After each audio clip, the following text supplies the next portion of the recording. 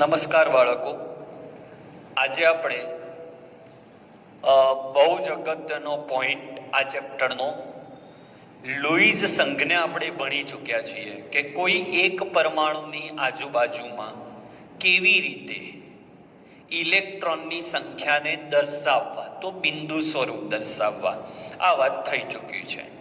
આજે આપણે અણુ અથવા આયન માટે, બહુપરમાણવીય આયન માટે લુઈઝ બંધારણ કેવી રીતે દોરવા એની વાત કરીશું. તો અમુક સરળ વાતો કરું તો બહુ જ ધ્યાનમાં રાખવાની વાત છે કે હાઇડ્રોજન, ફ્લોરિન, ક્લોરિન, બ્રોમિન જેવા એક સંયોજક એટલે જે એક જ બંધ બનાવી શકે એક સંયોજક તત્વોને, એટલે કે તેના પરમાણુને સૌથી બહારની બાજુ મૂકવા. બહારની બાજુ મૂકવા નિરૂપણ કરતી વખતે. હવે મધ્યસ્થમાં જેની સંખ્યા, જે પરમાણુની સંખ્યા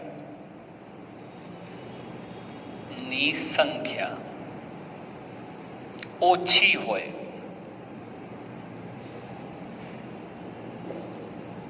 અથવા ઓછો વિદ્યુત ઋણ હોય તે મૂકવો. મધ્યમાં કોણ મૂકવો? મધ્યસ્થ પરમાણુ કેવી રીતે નક્કી કરવો? જેમ કે હું વાત કરું NH3, તો આ તમારો મધ્યસ્થ. CO2, તો આ મધ્યસ્થ. HNO3, હવે આમાં તમે ફસાઈ ગયા. મધ્યસ્થમાં કોને મૂકવો?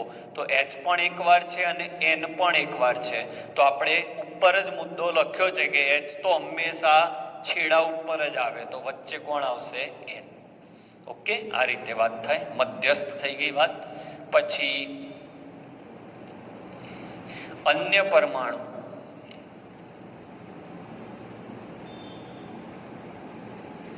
અષ્ટક પૂર્ણ થાય તે રીતે મૂકવા.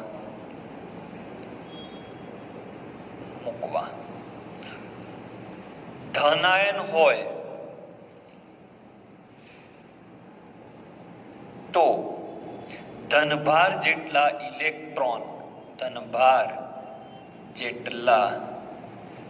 ઇલેક્ટ્રોન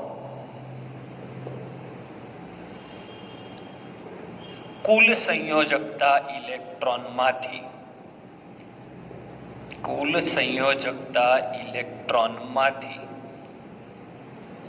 ઓછા કરવા. જેમ કે NH4+ હોય તો નાઇટ્રોજનની સંયોજકતા ઇલેક્ટ્રોન કેટલા? તો 5, નંબર 7, પણ બાહ્ય કક્ષામાં 5. હાઇડ્રોજનના એક હાઇડ્રોજનમાં 1, એવા 4, તો 4, પણ +1 એટલે -1. એટલે આપણી જોડે આટલા ઇલેક્ટ્રોન છે જેનાથી તમારે બિંદુ નિરૂપણ પૂરું કરવાનું. બરાબર. એ જ રીતે જો ઋણ આયન હોય, તો ઋણ આયન પર જેટલો ઋણભાર હોય તેટલા ઇલેક્ટ્રોન ઉમેરવા. જેમ કે CO3 તો કાર્બનમાં સંયોજકતા ઇલેક્ટ્રોન 4 હોય, ઓક્સિજનમાં દરેક ઓક્સિજનમાં 6, તો એવા 3, એટલે 6 તરી 18 હોય, અને -2 તો +2, તો 4 ને 2 6 વત્તા 18. બરાબર. તો આ રીતે 18 ને 4 22 ને 2 24 ઇલેક્ટ્રોન તમે ફેરવી શકો. તો આટલા પ્રોપર નિયમો ધ્યાનમાં રાખો તો લુઈસ બિંદુ નિરૂપણ તમે સરળતાથી કરી શકો છો. તો એક પછી એક ઉદાહરણ હું સ્ટાર્ટ કરું છું. પહેલા ઇઝીથી સ્ટાર્ટ કરું કે ભાઈ H2 નું મારે દોરવું છે. તો બંને પરમાણુ સમાન જ છે, તો 2 પરમાણુ આ રીતે મૂકી દેવાના. બંને પરમાણુ સમાન હોય તો આગળના લેક્ચરોમાં હું બોલ્યો છું એ મુજબ ઇલેક્ટ્રોન જે છે એ સમાન સંજ્ઞાથી દર્શાવવાના. તો દરેક હાઇડ્રોજનની સંયોજકતા કોષમાં એક ઇલેક્ટ્રોન હોય. સ્ટેપ નંબર 1, સંયોજકતા ઇલેક્ટ્રોન આવડવા જ જોઈએ. કેવી રીતે આવડે સાહેબ? તો એના નંબર પરથી. હાઇડ્રોજનનો નંબર 1 છે તો સંયોજકતા ઇલેક્ટ્રોન 1, તો 1 ડોટ એનો મૂક્યો, 1 ડોટ આનો મૂક્યો. તો આ થયું H2 અણુ માટે લુઈસ બિંદુ નિરૂપણ. ગયા લેક્ચરમાં આપણે O2 N2 પણ આ રીતે ભણ્યા હતા. આની અંદર એમ કે બોન્ડિંગ પેર કેટલા? બોન્ડિંગ પેર એટલે બંધકારક. ઓકે, બોન્ડિંગ પેર એટલે બંધકારક. અને એલપી એટલે અબંધકારક. ઇલેક્ટ્રોન યુગ્મની વાત છે બંનેમાં. તો જો આમાં બંધકારક 1, અબંધકારક 0. ઓકે, શીખીશું ધીમે ધીમે. O2 અને N2 હોમવર્કમાં હું છેલ્લે મૂકું છું. કયા હોમવર્કમાં. હવે બીજું ઉદાહરણ લઈએ. NH3 દોરવો છે. આ આપણે દોર્યો H2. હવે NH3 દોરવો છે. તો સિલેક્શન કેવી રીતે કરવાનું બાળકો? તો પહેલા મધ્યનો પરમાણુ મૂકી દેવાનો. તો મધ્યમાં કોણ આવશે? તો મધ્યમાં આવશે નાઇટ્રોજન, કારણ કે હાઇડ્રોજનનું ફિક્સ છે એ છેડા પર જ આવે. મૂકી દીધા. હવે ક્યાંથી લુઈસ નિરૂપણ ચાલુ કરવાનું? તો બહારના પરમાણુ તરફથી ચાલુ કરવાનું. તો હાઇડ્રોજનના સંયોજકતા ઇલેક્ટ્રોન કેટલા? 1. તો એનો એક ટપકું, આનું એક ટપકું ને આનું એક ટપકું. ક્લિયર? હવે નાઇટ્રોજનનો નંબર કેટલો? 7. સંયોજકતા ઇલેક્ટ્રોન કેટલા? તો 2, 5. 2, 5 એટલે 5 ઇલેક્ટ્રોન થયા. તો 5 ઇલેક્ટ્રોન મારે આમાં વહેંચવાના છે. તો કેવી રીતે વહેંચું? તો જેટલા માગે એટલા આપું. તો આ ડોટ 1 માગશે. ચોકડી એટલા માટે કરી કે તમને ખબર પડે કે ચોકડી વાળા ઇલેક્ટ્રોન નાઇટ્રોજનના છે. ફરીથી આને એક ઇલેક્ટ્રોન આપું, આને એક ઇલેક્ટ્રોન આપું. તો નાઇટ્રોજનની બાહ્ય કક્ષામાં 5 ઇલેક્ટ્રોન હતા, એમાંથી 3 ઇલેક્ટ્રોન વહેંચાઈ ગયા, તો પણ 2 ઇલેક્ટ્રોન બચી ગયા. તો આ થયું લુઈસ બિંદુ નિરૂપણ. ક્લિયર? કેવી રીતે એમોનિયાનું લુઈસ બિંદુ નિરૂપણ કરવું છે? તો જેની સંખ્યા ઓછી હોય એ વચ્ચે મૂકો. હાઇડ્રોજન સાઈડમાં મુકાઈ ગયા. હવે જોવાના સંયોજકતા ઇલેક્ટ્રોન. સંયોજકતા ઇલેક્ટ્રોન હાઇડ્રોજન માટે 1 છે, તો 1 દોરાઈ દે. ડોટ ડોટ અને ડોટ. નાઇટ્રોજનનો નંબર 7 છે, તો એમાં બાહ્ય કક્ષામાં 5 ઇલેક્ટ્રોન હોય. એ 5 ઇલેક્ટ્રોનમાં આપણે અહીંયા વેચવાના છે. તો આને 1ની જરૂર હતી, આને 1ની અને આને 1ની જરૂર હતી. તો 3 વપરાઈ ગયા. તો પણ 2 વધ્યા, એ 2 ઉપર બતાયા. ઓકે, તો આમાં બોન્ડિંગ પેર કેટલા? તો આ 1, આ 2 અને આ 3. તો બોન્ડિંગ પેર થાય 3. અને લોન પેર કેટલા? લોન પેર અબંધકારક ઇલેક્ટ્રોન યુગ્મ. એવા ઇલેક્ટ્રોન યુગ્મ કે જેને બંધમાં ભાગ નથી લીધો, તો આ યુગ્મ 1. ભૂલથી 2 ના લખી દેતા. યુગ્મ પૂછ્યું છે, યુગ્મ એટલે જોડી. એમ પૂછ્યું હોય કે અબંધકારક ઇલેક્ટ્રોનની સંખ્યા કેટલી, તો 2 આવે. પણ અબંધકારક ઇલેક્ટ્રોન યુગ્મની સંખ્યા કેટલી, તો 1 આવશે. ક્લિયર? ચલો ત્રીજું ઉદાહરણ દોરીએ. CO2 દોરીએ.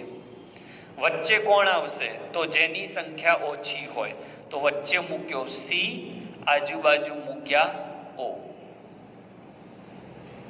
હવે બહારની બાજુથી દોરવાનું ચાલુ કરવાનું. ઓની બાહ્ય કક્ષા, ઓની સંયોજકતા કક્ષા અને બાહ્ય કક્ષાનો અર્થ એક જ થાય. તો ઓનો નંબર 8 છે, એટલે બાહ્ય કક્ષામાં 2, 6 થાય. તો 2 ની જરૂર છે, તો 2 ટપકા અહીંયા બતાવીશ અને 4 ટપકા છુપાઈ જશે. સેમ અહીંયા આવશે, 2 બતાવી દેવાના, 4 છુપાઈ દેવાના. હવે કાર્બનનો નંબર 6 છે, એટલે સંયોજકતા કોષના ઇલેક્ટ્રોન 4 થાય, તો એ 4 માંથી 2 આ બાજુ આપવાના, લાલ પેનથી ક્રોસ કરું છું, અને 2 આ બાજુ આપવાના. ઓકે, તો સી અને ઓ વચ્ચે અહીંયા 2 બંધ બન્યા, સી અને ઓ વચ્ચે અહીંયા 2 બંધ બન્યા, તો બંધકારક ઇલેક્ટ્રોન થયા, યુગ્મ થયા આ 1, 2, 3 અને 4. અને લોન પેર એટલે અબંધકારક ઇલેક્ટ્રોન યુગ્મ થયા 1, 2, 3 અને 4. હવે એવો પ્રશ્ન પૂછે કે મધ્યસ્થ પરમાણુ પર અબંધકારક ઇલેક્ટ્રોન યુગ્મ કેટલા? તો 0.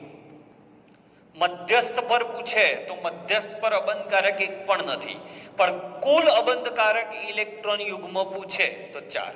1, 2, 3 અને 4. તો કેવો પ્રશ્ન પૂછે છે એના આધારે તમારે નક્કી કરવાનું હોય છે. ક્લિયર? તો હવે કેટલાક આયન આધારિત આપણે પ્રશ્નો શીખવાના છીએ. તો આની હજી લેક્ચર ચાલુ જ છે, પણ આની નીચે તમારે કયા દોરવાના છે? તો O2 દોરજો, N2 દોરવાનો, NF3 દોરવાનો રહેશે. આ બધા અણુઓ તમે દોરી શકો, H2O દોરી શકો પ્રેક્ટિસ માટે. તો બીજા આપણે શીખીએ છીએ, પહેલા આટલાનો સ્ક્રીનશોટ લઈ લો, પછી હું કેટલાક અઘરા લુઈસ બંધારણ પણ શીખવાડું. ચલો હવે CO3 2- દોરું. એક વિદ્યાર્થી તરીકે હું આ લુઈસ બંધારણ દોરીશ. જો ભૂલ પડે તો પછી એ ભૂલ કેવી રીતે સુધારવી એ પણ શીખીશું. ભૂલ પડે તો મને પણ ખબર નથી ભૂલ પડશે કે નહીં પડે. તો વિદ્યાર્થી તરીકે મને આ પ્રશ્ન પૂછવામાં આવ્યો છે કે CO3 2- નું લુઈસ બંધારણ દર્શાવો. તો સ્ટેપ નંબર 1, વચ્ચે કોને મૂકવો? તો મગજ દોડાવો. શું કહ્યું તું મેં? વચ્ચે એને મૂકવાનો જેની સંખ્યા ઓછી હોય. તો કાર્બન આપણે મૂકીશું વચ્ચે. આજુબાજુ કોને મૂકવાના? તો O છે. કેટલા O છે? 3. 1, 2, 3. હવે જેવું મેં તમને શીખવાડ્યું, વિદ્યાર્થી છો તમે, હું પણ અત્યારે વિદ્યાર્થી છું, તો મેં શીખવાડ્યા મુજબ બહારના પરમાણુના ઇલેક્ટ્રોન પહેલા મૂકવાના. તો ઓક્સિજનની બાહ્ય કક્ષામાં 6 ઇલેક્ટ્રોન હોય, એટલે જરૂર કેટલાની છે? 2ની. તો અહીંયા આપણે 2 ટપકા કરી દઈએ, 4 છુપાઈ દેવાના. એક ઓક્સિજન જોડે 6 હોય એ ધ્યાન રાખજો. અહીંયા 2 કરી દઈએ, 4 છુપાવીશું. ફરીથી 2 બતાવીએ, 4 છુપાવી દઈએ. હવે કાર્બનની બાહ્ય કક્ષામાં કેટલા? તો કાર્બનની બાહ્ય કક્ષામાં તો 4 જ છે. તો 4 છે, તો જો એ 2 આને આપી દે અને 2 આને આપી દે, તો આનું શું? આનું શું? ખોટું પડ્યું આ તો તમે એમ કહેશો સાહેબ ચિંતા ના કરશો, ઉપર -2 છે એટલે 2 ઇલેક્ટ્રોન ઉમેરો. ચલો ઉમેરી દીધા. અને એ આયેલા 2 ઇલેક્ટ્રોન હું બ્લેક પેનથી દોરું છું. એ મેં આને આપી દીધા, માની લો આને આપી દીધા. તો શું આ બંધારણ દોરેલું સાચું કહેવાય? હું પહેલા બાજુમાં સંજ્ઞાઓ લખી દઉં કે આ ક્રોસ રેડ પેન છે એ કાર્બનના, ડોટ બ્લુ પેન છે એ ઓક્સિજનના, અને બ્લેક ક્રોસ છે એ ઋણભાર જે હતો એના. ઓકે, તો જોવા જઈએ તો હાલત શું થઈ જરા જુઓ તમે. તો આ ઓક્સિજનના 8 ઇલેક્ટ્રોન થઈ ગયા, આ ઓક્સિજનના પણ 8 ઇલેક્ટ્રોન થઈ ગયા, આ ઓક્સિજનના પણ 8 થઈ ગયા. હવે આ કાર્બનના કેટલા થયા? તો જુઓ 8 ને 4 12 થયા. તો આ બંધારણ, આ લુઈસ બંધારણ ખોટું છે. તો શું ભૂલ થઈ સાહેબ? તમે આરું બધું તો નિયમ મુજબ કર્યું. તો હવે જાણવા જેવી એક જોરદાર વાત કહેવા જઈ રહ્યો છું. ભૂલ શું થઈ? ભૂલ એ થઈ કે આ જે -2 વીજભાર હતા એના 2 ઇલેક્ટ્રોન મેં કાર્બનને આપ્યા. આ ક્રોસ બ્લેક છે એ કોને મળ્યા? કાર્બનને. પણ ખરેખર ઇલેક્ટ્રોન કોણે મળવા જોઈએ? તો ફરી એકવાર કેમેસ્ટ્રીના સૌથી અગત્યના કોન્સેપ્ટમાં જઈ રહ્યો છું. ઇલેક્ટ્રોન કોને મળવા જોઈએ? તો ઇલેક્ટ્રોન વધુ વિદ્યુત ઋણ પરમાણુને મળવા જોઈએ. તો કાર્બન અને ઓક્સિજનમાં વધુ વિદ્યુત ઋણ પરમાણુ કોણ છે? ઓક્સિજન. એટલે એ ભૂલ મેં કરી છે, એટલે આ ખોટું પડ્યું. તો હવે સાહેબ સાચું દોરતા શીખવાડો ને. ચલો સાચું દોરીએ ફરીથી. કાર્બન વચ્ચે, આજુબાજુ 3 ઓક્સિજન. ક્લિયર અહીંયા સુધી? હવે આપણે શું કરવાનું? તો આની જોડે બાહ્ય કક્ષામાં 6, આના પણ 6 અને આના પણ 6, એટલે 6 તરી 18. યાદ રાખજો, ઓક્સિજન પાસે 6 અને એવા 3 ઓક્સિજન છે, એટલે 6 તરી 18. પણ આ જે -2 છે એ પણ ઓક્સિજનને મળે, એટલે O3 ને 2 મળે, એટલે 18 હતા અને 2 આયા 20 થાય. અને કાર્બન પર તો 4 જ રહે. તો આ જે 20 છે એ ઓક્સિજનની આજુબાજુ ગોઠવવાના છે. તો એ 20 ગોઠવતા હું શીખવાડું. 7 અહીંયા, 7 અહીંયા, 6 અહીંયા. તો અહીંયા આવશે 2 ટપકા, 4 ટપકા. તો આને હું ટચ કર્યું નથી. હવે જે કેટલા વધ્યા? 6 નીકળ્યા, 20 માંથી 14 વધ્યા. તો આ 1 અને પોતાના 6 છુપાઈ દીધા. આ એક કયો આવ્યો હશે? બ્લેક પેન થી દોરું છું, બ્લેક ટપકું કરું છું, સોરી રેડ કરું એટલે તમને ક્લિયર દેખાય. આ ડોટ દોર્યો એ કયો? તો પેલો -2 હતો ને એ જ રીતે આને એક ડોટ મળ્યો અને બાકીના 6 છુપાઈ દો. આ 6 ઓક્સિજને પોતાના હતા, સાઈડમાં કરી લીધા, અને -2 હતા એ એક ઇલેક્ટ્રોન લઈ લીધો. હવે ઓક્સિજનનું પૂરું. 6 ને 7 13, 13 ને 7 20 થઈ ગયા 20. ઓકે. હવે કાર્બનને પૂછો તારી જોડે કેટલા છે? કાર્બન કે મારી જોડે 4 છે. તો બ્લેક પેન થી દોરું છું. એક કાર્બનના ઇલેક્ટ્રોન, એક આને આપશે, એક આને આપશે અને 2 આને આપશે. હવે જોઈ લો, જે હું કહેતો તો એ બધું સાચું પડ્યું. જો આનું અષ્ટક પૂરું, આનું અષ્ટક પૂરું, જોતા રહેજો. આનું અષ્ટક પૂરું અને જે ગયા અણુની અંદર તકલીફ પડી હતી એ સોલ્વ થઈ ગઈ. આનું પણ અષ્ટક પૂરું. તો આ રીતે જે જાણી જોઈને મેં ભૂલ કરી અને એને મેં સુધારી, જેથી તમને કાયમી યાદ રહી જાય કે ઇલેક્ટ્રોન જો માઇનસમાં છે તો એ ઇલેક્ટ્રોન કોને મળે? તો વધુ વિદ્યુત ઋણ પરમાણુને મળે. અને ઇલેક્ટ્રોન દૂર કરવા હોય તો ઓછા વિદ્યુત ઋણ ઉપરથી દૂર કરવાના, એ પણ શીખીશું. તો હવે આમાં તમને એમ કે બંધકારક ઇલેક્ટ્રોન યુગ્મ કેટલા? તો બંધકારક આ 1, 2, 3 અને 4. લોન પેર કેટલા? અબંધકારક. મધ્યસ્થના લોન પેર પૂછે તો મધ્યસ્થ પર એક પણ લોન પેર નથી. અને કુલ પૂછે તો 1, 2, 3, 4, 5, 6, 7 અને 8. ઓકે. તો આ થયો તમારો CO3 2-. અહીંયા જે ડોટ છે એ માઇનસ માંથી આવ્યો છે, ક્રોસ છે એ કાર્બન માંથી આવ્યો છે, અને બ્લુ પેન નો ડોટ છે એ ઓક્સિજન નો છે. સ્ક્રીનશોટ લઈ લો.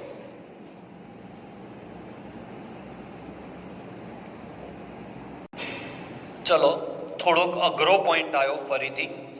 HNO3 દોરવો છે તો સ્ટેપ નંબર 1, વચ્ચે કોને મૂકવાના? તો વચ્ચે જેની સંખ્યા ઓછી હોય એને મૂકવાના. તો N પણ છે અને H પણ છે. પણ મેં હમણાં જ અગાઉ કહી ચૂક્યો છું કે હાઇડ્રોજન હંમેશા છેડા પર આવે, તો એને ભૂલી જાઓ. તો હવે વચ્ચે કોને મૂકવાનો? N. તો વચ્ચે મૂકીશું N. એની આજુબાજુ 3 O અને કોઈ એક છેડે H. બોલો, આટલું ગોઠવતા આવડી ગયું? તમારા સફળતાનું પહેલું સ્ટેપ આ જ છે કે તમે પરમાણુને કેવી રીતે ગોઠવો છો. ઓક્સિજન વચ્ચે આવે તો ચાલે, પણ હાઇડ્રોજન વચ્ચે ના ચાલે અને ના જ ચાલે, કારણ કે એની સંયોજકતા જ એક છે. સંયોજકતા એટલે બંધ બનાવવાની ક્ષમતા જ એક છે. તમે વચ્ચે મૂકો તો કેમનું મેળ પડે? એટલે સમૂહ 1 ના તત્વો વચ્ચે છેડા પર જ આવે. સમૂહ 17 ના તત્વો પણ લગભગ છેડા પર આવતા હોય છે. હવે કેવી રીતે સ્ટાર્ટ કરીએ? તો ભલે ભૂલ પડે, છેડાથી જ ચાલુ કરવાનું. તો હાઇડ્રોજનની સંયોજકતા ઇલેક્ટ્રોન કેટલા? તો બ્લેક ડોટ એ હાઇડ્રોજનનો. ઓક્સિજનના સંયોજકતા ઇલેક્ટ્રોન કેટલા? 6. ઓકે, જરૂર કેટલાની? 2 ની. તો 2 બતાવવાના બહારની બાજુ અને 4 છુપાઈ દેવાના. એ જ રીતે 2 બહારની બાજુ બતાવ્યા, 4 છુપાઈ દીધા. હવે અહીંયા ધ્યાન રાખજો, 2 બતાવવાના છે, પણ 1 આ બાજુ બતાવીશ, કારણ કે ઓલરેડી એને આ બાજુથી 1 ઇલેક્ટ્રોન મળે જ છે. 1 આ બાજુ બતાવીશ અને બાકીના 4 છુપાઈ દઈશ. એટલે કહું છું, લુઈસ બંધારણ બહારની બાજુથી દોરતા આવવાનું. ચલો, હાઇડ્રોજનના બ્લેક ડોટમાં ખબર પડી ગઈ, ઓક્સિજનના 6 ડોટ દોર્યા, ખબર પડી ગઈ. આમાં 2 ડોટ 2 બાજુ બતાવ્યા, 1 આ બાજુ ને 1 આ બાજુ. નાઇટ્રોજનમાં આવો તો નાઇટ્રોજનના નંબર 7, બાહ્ય કક્ષામાં 5, ક્રોસથી દોરું છું એ નાઇટ્રોજન, બરાબર? ક્રોસ અને બ્લુ પેન.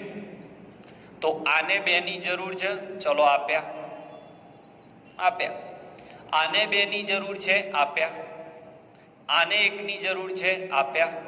તમને એમ થાય કે લાવ, અમે તો એકદમ સફળ થઈ ગયા. જોઈએ સાચું છે કે ખોટું. સૌથી પહેલા ક્રોસ છે એ નાઇટ્રોજનના, રેડ ડોટ છે એ ઓક્સિજનનો. તમારે પેન્સિલનો ઉપયોગ કરવાનો એટલે ભૂલ ના પડે. ડોટ બ્લેક છે એ હાઇડ્રોજનનો. શું દોરેલું બંધારણ સાચું છે? ચેક કરીએ. કેવી રીતે ચેક કરવાનું સાહેબ? અષ્ટકથી. અષ્ટક પૂરું થાય છે, લેટ અસ ચેક. તો આનું અષ્ટક પૂરું. હાઇડ્રોજનનું અષ્ટક એટલે 2 ઇલેક્ટ્રોન. આ ઓક્સિજનનું અષ્ટક પૂરું. આ ઓક્સિજનનું અષ્ટક પૂરું. આનું પણ પૂરું. હવે નાઇટ્રોજનનું જુઓ તો નાઇટ્રોજન માટે કર્યો ડખો, 10 ઇલેક્ટ્રોન થઈ ગયા. ગણો ધ્યાનથી, 10 ઇલેક્ટ્રોન થયા. 1 2 3 4 5 6 7 8 9 10 ભરાઈ ગયા. એટલે આપેલ બંધારણમાં નાઇટ્રોજન પર 10 ઇલેક્ટ્રોન હોવાથી તે અસ્થાયી બને. આથી આ બંધારણ અયોગ્ય છે. તો વિદ્યાર્થી તરીકે એક ભૂલ સ્વીકાર્ય છે. બીજી ભૂલ લઈએ, બીજો પ્રયત્ન લઈએ. ફરીથી NO O અને OH. સાહેબ બધું સરખું રાખીએ, એક જ કામ કરીએ. આના 2 ઇલેક્ટ્રોન લઉં નહીં, એને પાછા આપી દઉં અને નાઇટ્રોજન પોતાના 2 ઇલેક્ટ્રોન આપી દે. તો રેડ પેનના 6 ઇલેક્ટ્રોન અહીંયા છુપાવી દો. બાકી બધું એમનું એમ. તમને દરેક પ્રશ્નનો જવાબ આપીશ કે તમને સાહેબ કેમનું આવડ્યું, આ કહું છું. ચલો, રેડ ડોટ પૂરા, આ બ્લેક ડોટ અને હવે બ્લુ ક્રોસ, બધું એમનું એમ રાખ્યું બાળકો, બધું. ખાલી એક જ પોઈન્ટ કર્યો, મેં ઓક્સિજનને કહ્યું, આજે નીચે ઓક્સિજન છે ને એને કહ્યું કે તું યાર તારા ઇલેક્ટ્રોન લઈ જા, મારે જરૂર નથી. પણ ઓક્સિજન કે યાર તું મને ઇલેક્ટ્રોન આપીશ મફતમાં? તો નાઇટ્રોજન કે હાર ચાલ આટલી વખત લઈ જા, આપું છું. તો અહીંયા નાઇટ્રોજને ઇલેક્ટ્રોન આપ્યા, પણ એને ઓક્સિજન જોડેથી ઇલેક્ટ્રોન નથી લીધા. તો હવે તમે જુઓ, આનું અષ્ટક પૂરું, આ અષ્ટક પૂરું, આ પણ અષ્ટક પૂરું, આ અષ્ટક પૂરું, અને જેની આતુરતાથી રાહ જોવાતી હતી એ અષ્ટક પણ પૂરું. તો શું સાહેબ આ શક્ય છે? શું આ સાચું છે? હા. અહીંયા તમે એવું સમજો કે આ જે 2 બંધ બન્યા એ સહસંયોજક. આ બાજુ બંધ બન્યો એ પણ ભાગીદારીથી બન્યો, સહસંયોજક. અહીંયા જે બંધ બન્યો એ પણ સહસંયોજક. પણ અહીંયા શું થયું? તો નાઇટ્રોજને ઇલેક્ટ્રોન આપી દીધા એટલે એના પર પ્લસ, આપી દીધા પણ લીધા નહીં એટલે એરો આવશે.